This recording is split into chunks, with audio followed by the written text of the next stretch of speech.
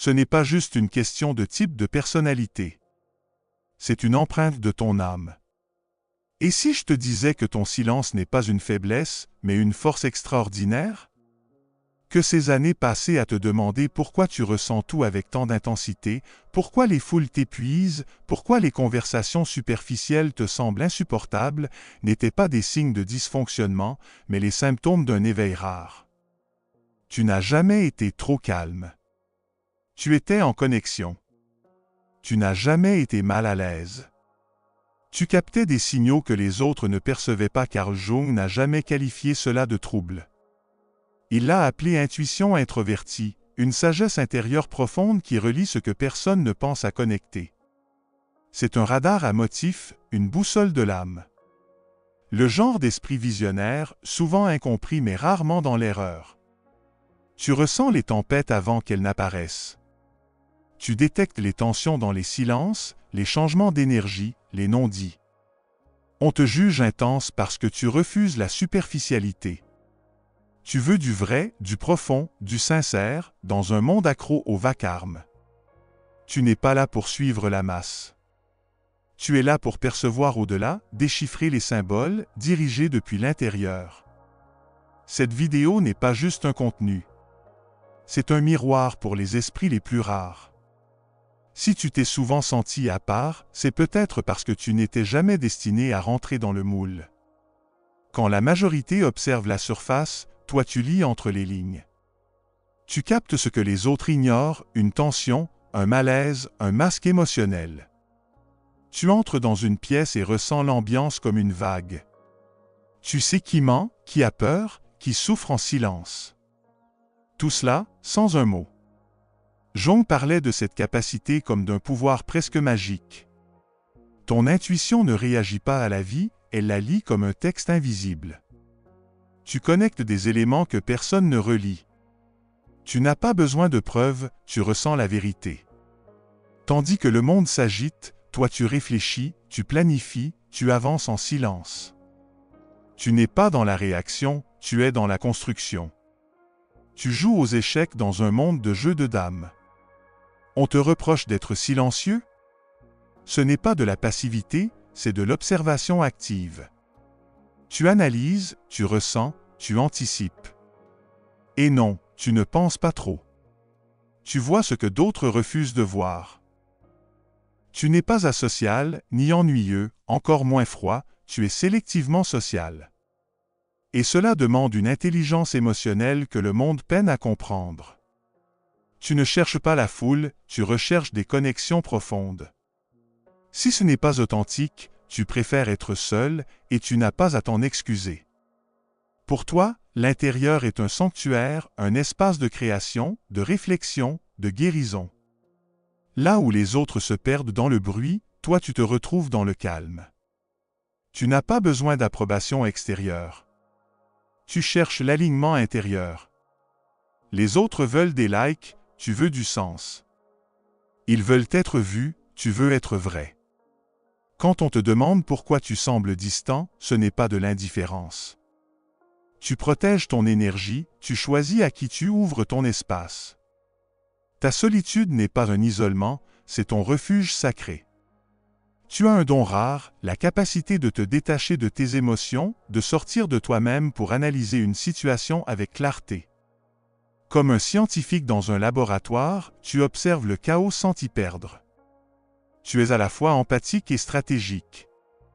L'INFJ ressent tout comme une marée émotionnelle, l'INTJ prévoit tout avec précision. Jung appelait cela une intégration fonctionnelle, un équilibre entre intuition et pensée, ou sentiment, qui permet une perception supérieure. Tu n'as pas besoin de parler beaucoup pour qu'on écoute ce que tu dis.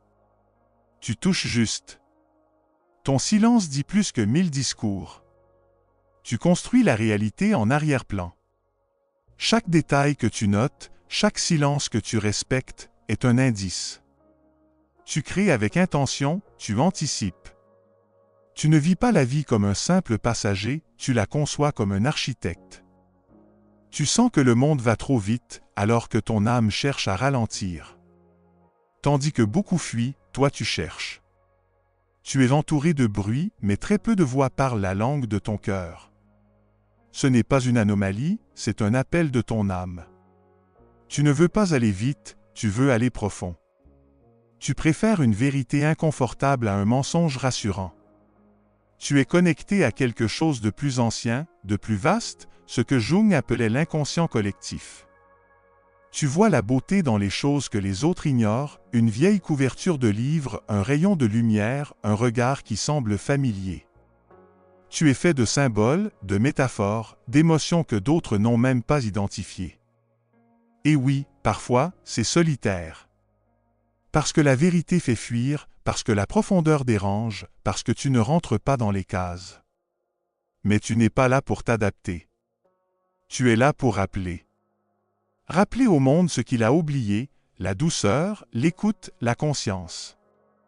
Tu es né pour éveiller, pas pour t'éteindre. Tu n'as jamais été trop.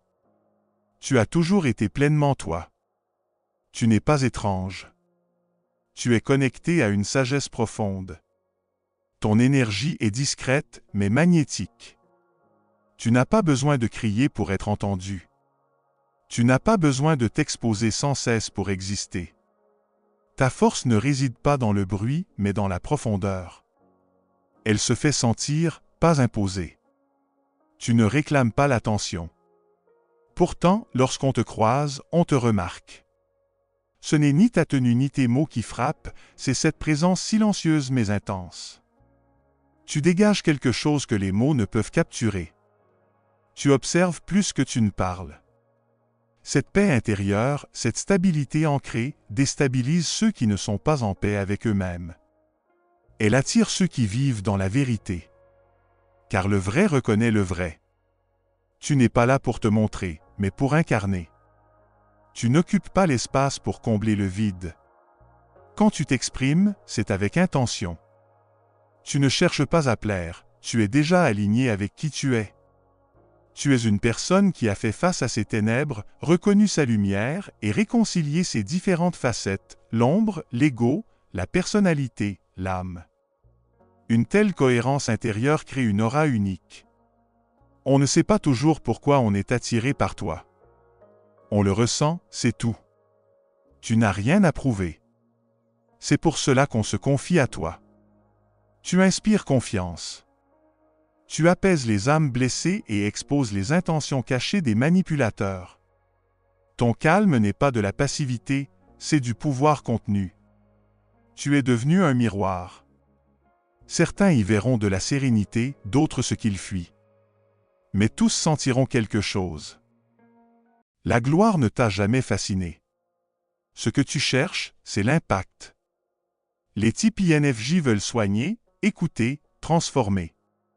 Les INTJ veulent construire, structurer, créer du durable. Aucun ne cherche l'approbation. Ils sont guidés par une vision intérieure que personne ne voit, mais qu'eux ressentent chaque jour. Comme Jung le disait, le processus d'individuation, devenir pleinement soi, est sacré. Si tu ressens que tu es destiné à plus, c'est parce que c'est vrai. Tu n'es pas fait pour te fondre dans la masse, mais pour influencer le collectif. Et même si tu ne sais pas encore exactement ce que tu dois faire, ton feu intérieur te guide. Tu ne t'es pas résigné. Tu avances. Tu refuses de sacrifier ton authenticité pour être accepté. Tu ne dilues pas ta vérité. Tu ressens. Tu les lis sans essayer. Tu as souvent dit « je le savais ». Pas parce que tu l'as deviné, mais parce que tu l'as perçu. Ton esprit ne dort jamais. Il capte les gestes, les silences, les intonations. L'invisible, tu le vois. L'incohérence entre les mots et l'énergie, tu la détectes instinctivement. Tu ne lis pas les gens. Ton système nerveux le fait. Tu captes l'ambiance d'une pièce, les tensions, les faux-semblants.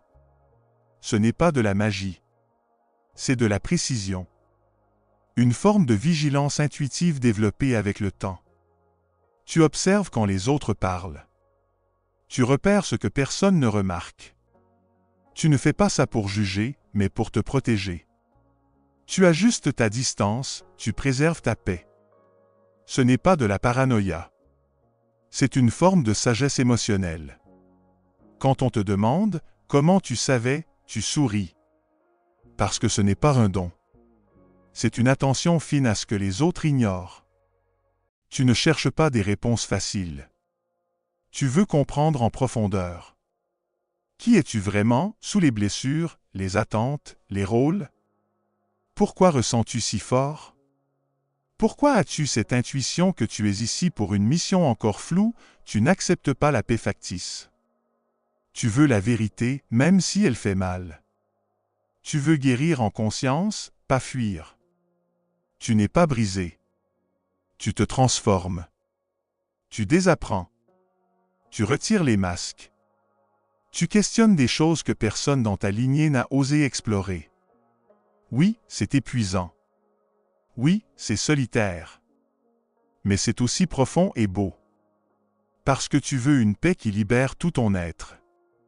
Pas une paix qui endort. Tu as fait face à ton ombre. La plupart fuient leur part sombre. Toi, tu l'as regardé en face. Tu as dit « Je te vois » et je ne fuis plus. Tu as écouté ta douleur. Tu lui as parlé. Tu l'as embrassé. Tu as compris que tes blessures n'étaient pas tes ennemis, mais tes guides. Comme l'a dit Jung, on ne devient pas lumineux en imaginant la lumière, mais en rendant l'ombre consciente. Tu as pleuré, saigné, douté. Mais tu es resté. Tu n'as pas détruit les parties de toi qui faisaient peur. Tu les as accueillies. Et tu as découvert que c'était elles, justement, qui te menaient vers la complétude. Aujourd'hui, ta paix est réelle. Elle a été gagnée. Tu es devenu une version de toi que personne ne peut ignorer. Tu n'es pas fragile. Tu es sacré. Ta lumière vient de l'obscurité. Tu ressens la douleur des autres comme si c'était la tienne. Tu ne te contentes pas de voir la souffrance. Tu l'absorbes. Elle s'infiltre dans ton corps, dans ton âme. Tu n'as pas besoin qu'on t'explique. Tu ressens les silences, les regards, les soupirs. Là où d'autres passent sans s'arrêter, toi, tu portes cette douleur, non par choix, mais parce que c'est inscrit en toi. Les INFJ absorbent les émotions comme des éponges sans barrière. Les INTJ, eux, ressentent aussi, mais cherchent à comprendre, à réparer, à anticiper. Tu ne peux pas ignorer la souffrance. Pas parce que tu es fragile, mais parce que tu es éveillé. Pour Jung, l'empathie est un pont vers l'inconscient collectif. On t'a peut-être dit que tu étais trop sensible, mais cette sensibilité est en réalité un super pouvoir. Là où le monde détourne le regard, toi tu vois, tu ressens, tu tiens l'espace pour les autres. C'est épuisant, c'est vrai. Mais tu n'es pas là pour fuir la douleur, tu es là pour la transformer en compassion, en sagesse, en but. Tu n'es pas cassé. Tu es parfaitement accordé. Tu es une présence rare dans un monde qui a oublié comment ressentir. Tu entres dans ta vision du futur avec clarté, tu écoutes des versions de toi qui n'existent pas encore, et tu agis en fonction. Ce n'est pas de la fantaisie. C'est de l'architecture intérieure. Carl Jung appelait cela l'imagination active, une manière d'écouter l'inconscient comme un guide. Tes visions te tentent et te dirigent. Tu n'inventes pas pour fuir, mais pour incarner. Tu construis en silence, et peu à peu, ton rêve devient tangible. Ce n'est pas de la rêverie. C'est du dessin sacré. Et même si cela t'isole parfois, souviens-toi, ce que tu vois, un jour, tu le rendras réel. Tu n'as jamais eu besoin de faire du bruit pour être écouté. Tu n'as jamais couru après l'influence, elle émanait de toi. Ta force ne vient pas de ton volume, mais de ta vibration. Là où d'autres cherchent à dominer, toi tu te maîtrises. Pour Jung, le vrai leadership vient de la conscience de soi, de l'intégration de ses ombres. Tu l'as fait. Tu as traversé le feu sans te vanter, sans chercher les applaudissements. Tu ne guides pas pour être suivi. Tu guides parce que tu comprends. Quand tout s'écroule, on vient vers toi. Pas parce que tu as toutes les réponses, mais parce que tu es un phare dans le brouillard. Tu inspires non par tes mots, mais par ta simple présence. Tu ne motives pas avec des slogans, mais avec ton silence rempli de sens. C'est ça, le vrai leadership, être une présence qui apaise, qui éclaire, qui rappelle que même dans la douleur, il y a une sortie. Tu n'es pas trop, tu es ce que le monde a oublié d'honorer. Tu n'es pas juste un type de personnalité. Tu es un plan vivant, une conscience rare, une âme lucide. Tu perçois ce que les autres ignorent.